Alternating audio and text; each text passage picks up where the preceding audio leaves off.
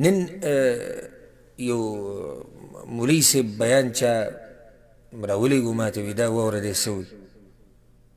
نو الحمدلله په اهل باطلو باندې رپرپی راغلی دی. نو هغه ووي یو سړی به سعودي ته لاړ شي بیزې ګډې به ساتي. په دې کې سپکاوی هم کړی دی مسافرو، بلکې دا الفاظ استعمال کړي وي د اوښانو پچې به راټولوي او یا به ټکسي چلی یا به سبزي خرڅوي او یا به ترپالونه خرڅوي او دا ټول اشارات موږ پوهېږو به هر څه. نو بیا چې دی پاکستان ته راشي افغانستان ته راشي ملک ته راشي په سر یې سپین ټوکی اچولی وي جي پیغمبر به رفالدین هم کول او پیغمبر به امین وایي ته خو مزدورۍ له تللی وي نو تا دا مسلې د کوم ځای نه زده کړې.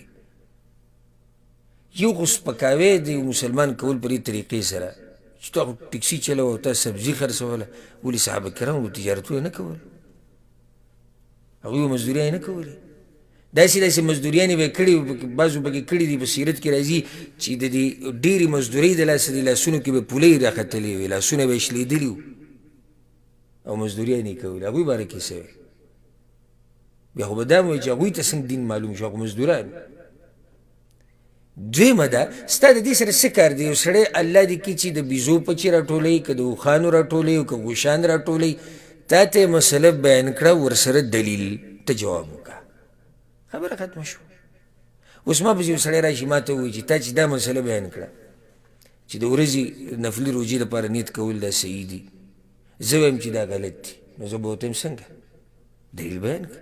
که نه زه په هغې باندې بیان وکړم زما خواله پرون یو کس راغلی و او هغه د اوسپنو کار کو او هغه مزدورۍ له انډیا ته تللی و او هغه مزدورۍ له امریکې ته تللی و او هغه راغی او هغه ما ته ووایي چې دا مسله غلطه ده. دا څه خبره شوه؟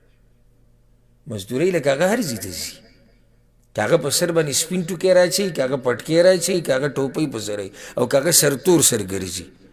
مسلې چې کومه بیان کړې ده مولانا صاحب ته د هغه مسلې جواب ورکړه په سره د دلیل سره. دا طریقه ده.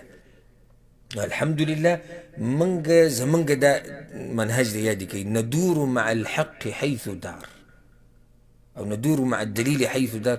موږ د دلیل سره چورلو چې کوم طرف ته وچورلي.